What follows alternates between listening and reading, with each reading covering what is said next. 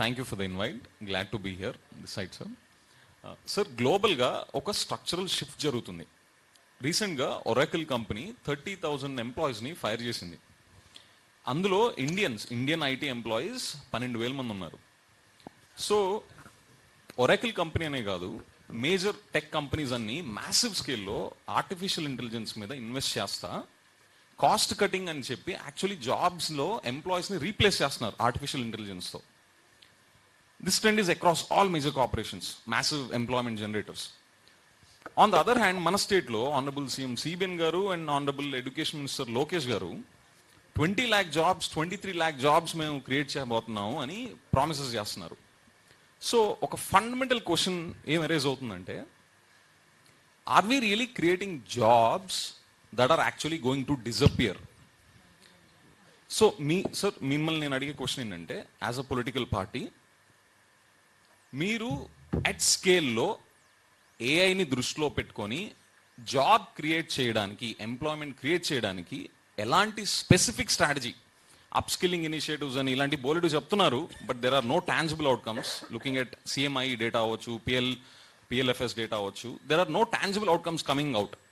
So what's your specific strategy to address employment, future employment at scale in Andhra Pradesh and even in Telangana as well? Thank you. మీరు అన్నట్టు artificial intelligence development తర్వాత ప్రపంచవ్యాప్తంగా ఈ crisis ఉంది. కేవలం ఇది oracle కంపెనీకే పరిమితం అవ్వలేదు, చాలా ఎంఎన్సి కంపెనీల్లో ఈ ప్రాబ్లం ఉంది. భవిష్యత్తులో ఇది ఇంకా ఎక్కువ అయ్యే పరిస్థితి ఉంది. ఆ ఆందోళన కూడా ముఖ్యంగా టెక్కీస్లో ఉంది. అయితే దురదృష్టవశాత్తు ఇదే ఏఐ టెక్నాలజీకి సంబంధించి డేటా సెంటర్లను ఏర్పాటు చేయడం ద్వారా మీరు అన్నట్టు లక్షల ఉద్యోగాలు కల్పిస్తామని చెప్పి ముఖ్యమంత్రి చంద్రబాబు నాయుడు గారు, అదేవిధంగా వాళ్ళ కుమారుడు నారా లోకేష్ నాయుడు గారు తప్పుడు ప్రకటనలు ఇస్తున్నారు. డేటా సెంటర్ల ద్వారా, ఏఐ డేటా సెంటర్ల ద్వారా పర్యావరణం దెబ్బతినడంతో పాటు అనేక రకాలుగా ఇబ్బంది ఉంటుంది.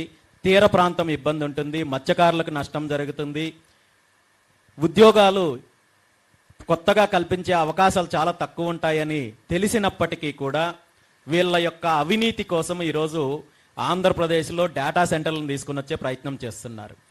అయితే నిరుద్యోగ సమస్యకు సంబంధించి, ఉద్యోగ అవకాశాల కల్పనకు సంబంధించి కేవలం ఏఐ మీద మాత్రమే ఆధారపడాల్సిన అవసరం లేదు, కేవలం ఐటీ సెక్టార్ మీద మాత్రమే ఆధారపడాల్సిన అవసరం లేదు. ముఖ్యంగా ఆంధ్రప్రదేశ్ లాంటి రాష్ట్రాల్లో అగ్రికల్చర్ బేస్డ్ ఇండస్ట్రీస్ డెవలప్మెంట్ చేయడం ద్వారా కావచ్చు, అదేవిధంగా మిగిలిన మ్యానుఫ్యాక్చరింగ్ యూనిట్స్ డెవలప్మెంట్ ద్వారా కావచ్చు, వేల ఉద్యోగాలు, లక్షల ఉద్యోగాలు కల్పించడంతో పాటు రాష్ట్రానికి సంబంధించి అన్ని ఇండస్ట్రియల్ డెవలప్మెంట్కి పూర్తి స్థాయిలో అవకాశం ఉన్నప్పటికీ కూడా అధికారంలో ఉన్న వాళ్ళు, గతంలో జగన్మోహన్ రెడ్డి గారు కావచ్చు, ఇప్పుడున్న చంద్రబాబు నాయుడు గారి ప్రభుత్వం కావచ్చు, కేవలము ల్యాండ్ బ్యాంక్ని క్యాప్చర్ చేయడం కోసము, తీర ప్రాంతంలో ఉన్న ల్యాండ్ని క్యాప్చర్ చేయడం కోసము, రైతుల దగ్గర నుండి బలవంతంగా అక్విజేషన్ చేయడం కోసము, అదేవిధంగా ఏదైతే బీచ్ అండ్ మినరల్స్ని ప్రైవేట్ కంపెనీలు దారాదత్తం చేయడం కోసము కల్లిబొల్లి మోటలు చెప్తున్నారు తప్ప నిజమైన అభివృద్ధి మీద వీళ్ళకి స్పష్టత లేదు.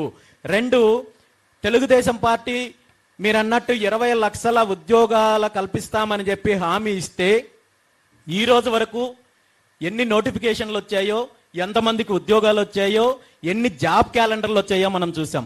జాబ్ క్యాలెండర్ అంశం కూడా రీసెంట్గా కేవలము మభ్య పెట్టడానికి మాత్రమే రిలీజ్ చేయడం జరిగింది కొన్ని రోజుల క్రితం, అది కూడా కేవలం 10,000 ఉద్యోగాలకు సంబంధించి. అలాంటప్పుడు 5 సంవత్సరాలలో 20 లక్షల ఉద్యోగాలు ఇవ్వాలంటే సంవత్సరానికి 4 లక్షల ఉద్యోగాలు రావాలి. ఆ ఉద్యోగాలు కల్పించడానికి ఆంధ్రప్రదేశ్ రాష్ట్రంలో అనుకూలతలు ఉన్నప్పటికీ కూడా ఆ దిశగా ప్రభుత్వం కృషి చేయడం లేదు. ఈ ఇండస్ట్రియల్ డెవలప్మెంట్ పేరు చెప్పి దోచే ప్రయత్నం చేస్తున్నారు తప్ప మరొకటి జరగడం లేదు. కానీ ఆంధ్రప్రదేశ్ రాష్ట్రంలో ఆ అవకాశాలు బోల్డ్ అన్ని ఉన్నాయి. ఇండస్ట్రియల్ డెవలప్మెంట్కి అవకాశం ఉంది, అగ్రికల్చర్ బేస్డ్ ఇండస్ట్రీస్ డెవలప్మెంట్కి అవకాశం ఉంది, మ్యానుఫ్యాక్చరింగ్ యూనిట్స్కి అవకాశం ఉంది. అన్ని రకాలుగా దానికి కావాల్సిన యూత్, స్కిల్డ్ ఎంప్లాయీస్కి మెంట్కి కావాల్సిన అన్ని రకాలుగా అనుకూలతలు ఉన్నాయి అనే విషయం ఈరోజు అందరికీ తెలిసిన విషయం.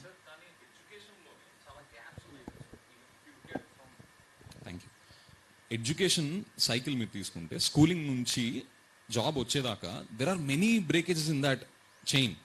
సో దో మన దగ్గర అగ్రికల్చర్ ఉండొచ్చు, ఆక్వా సెక్టర్ ఉండొచ్చు, ఎవ్రీ రిసోర్స్ ఉన్నప్పటికి కూడా మన ఎడ్యుకేషన్ సిస్టమ్ ఇంత బ్రేక్ అయి ఉన్నప్పుడు how can we leverage that opportunity and దాన్ని అడ్రస్ చేయడానికి మీరు ముందుకు తీసుకొస్తున్న స్పెసిఫిక్ స్ట్రాటజీ ఏంటి?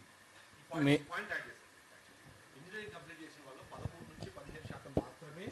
ఇంజనీర్లు మిగిలిన వాళ్ళందరూ గ్రాడ్యుయేట్లు, అంటే ఓన్లీ సర్టిఫికేట్ తీసుకొని బయటకు వెళ్తున్నారు. అది ఉపాధి